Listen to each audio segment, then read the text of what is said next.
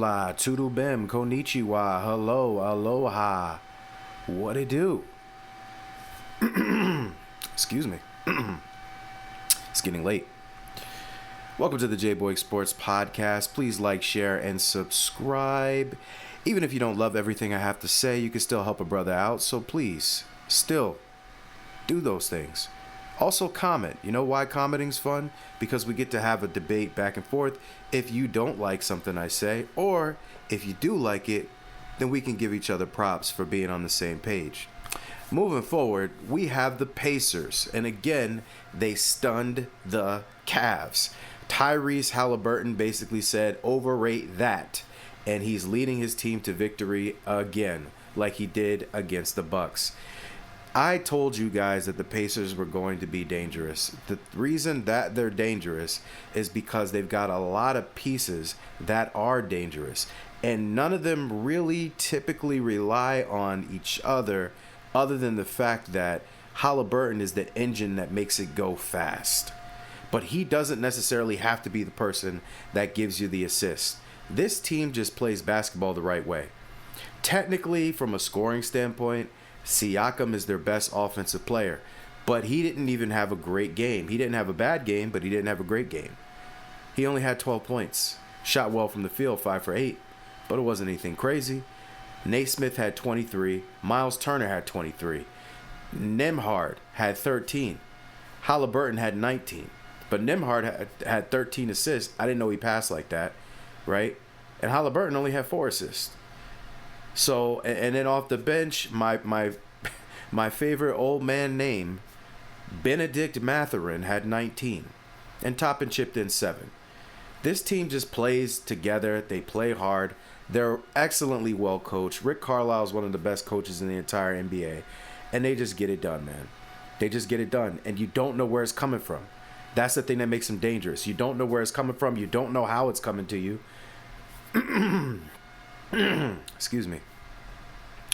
Because the other night they shot the lights out. That's pretty much why they beat the Cavs. They shot the lights out. This game, the Cavs played a little bit better defense. Cavs had a 20-point lead at one point in time. And essentially, they didn't really shoot the 3-ball like that in this game. It looks like the Cavs shut that down. Still won. Because they can beat you in multiple ways and they can do it with multiple people. Like I said, the whole starting lineup was in double figures. And then a guy off the bench was also. So, I mean, they're a tough team because they come at you in so many waves. Pause, no diddy. Right? They're very tough in that way. And I said that already. And as you saw at the beginning opening clip here, you know, you got to get the rebound. So we're seeing a lot of teams right now in the NBA. These are good basketball teams making dumb mistakes down the stretch. The other night, we saw the Thunder make some dumb mistakes. I don't know why they kept fouling instead of literally just, and actually I'm going to do another video on that where somebody called it cowardly, and I agree.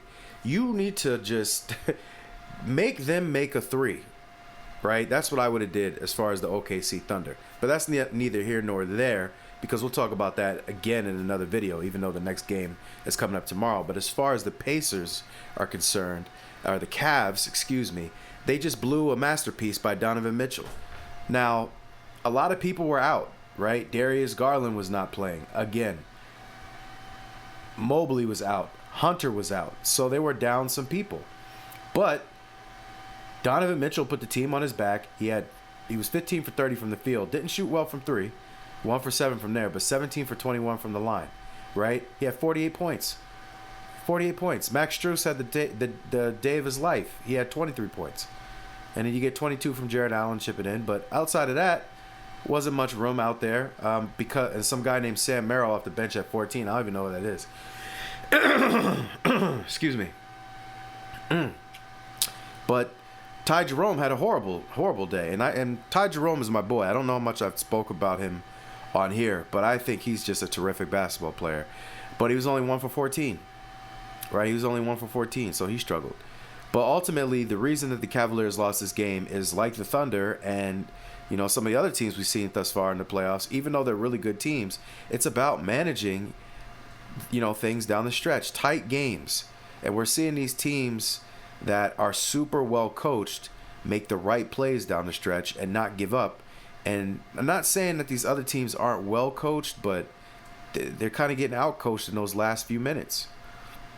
Because in this game, all the Cleveland Cavaliers had to do was get 2 rebounds. Now, mind you, Evan Mobley is out. I don't even know who their backup power forward is.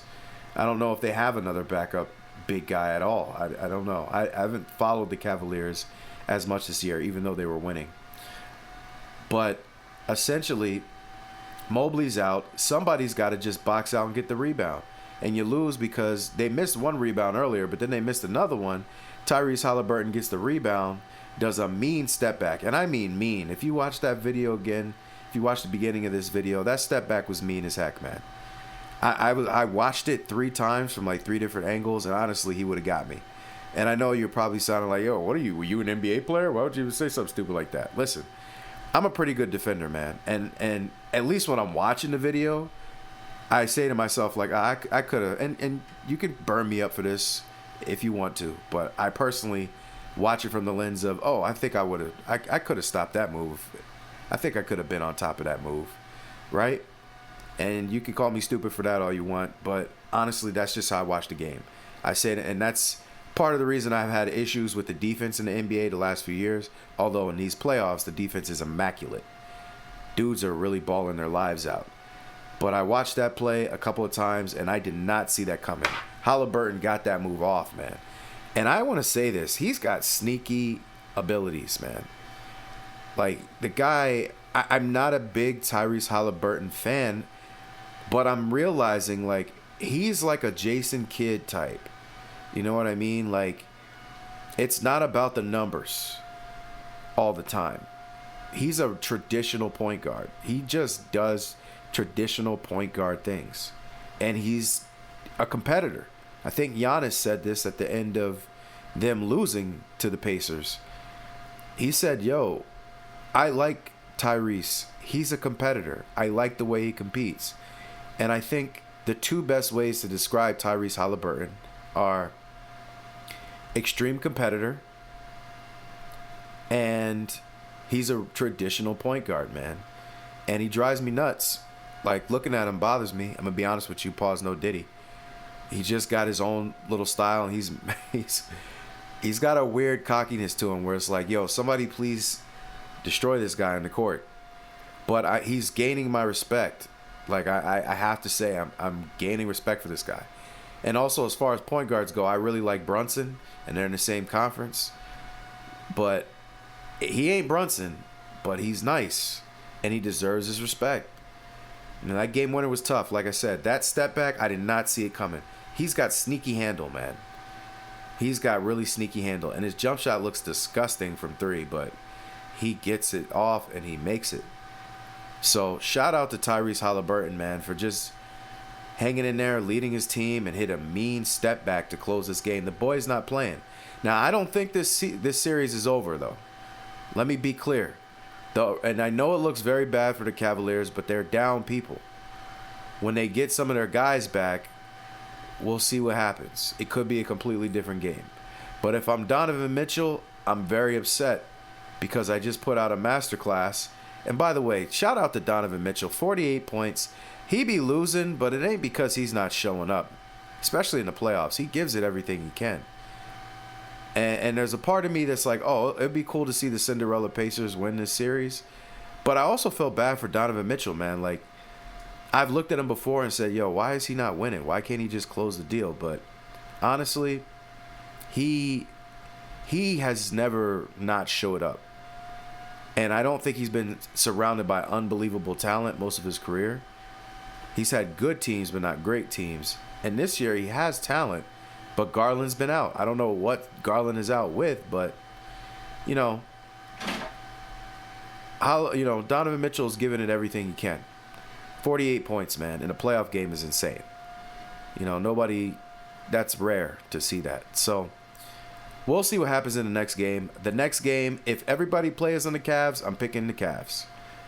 Because I feel like they have their backs into the wall. They have no choice. And if they want to continue this series, they have to win this game. There's no ifs, ands, or buts about it. So, I'm picking them, especially if they have people back. As far as the Pacers are concerned, if you really want to make history, if you really want to prove yourselves, you win this game. This next game, if y'all win this, the series is dang near over. And you're in the conference finals, which is incredible, in my opinion. But I'm also not surprised. They're well coached and they're talented. And they're deep. Very, very deep. Low-key, very deep. So we'll see what happens. And we'll leave that here for now. I appreciate you guys listening. I really appreciate it. Please like, share, subscribe, comment. Let's talk in the comment section. Let me know if you like this video. Let me know who you think is going to win the next game. Is it over? Do they have a chance? We'll see. Please don't click out immediately because I have a suggested video or playlist that I'm sure you'll be very, very, very happy to watch. So thank you very much for your time. I'm very humble. Much love. That somehow you'll never get over leaving me.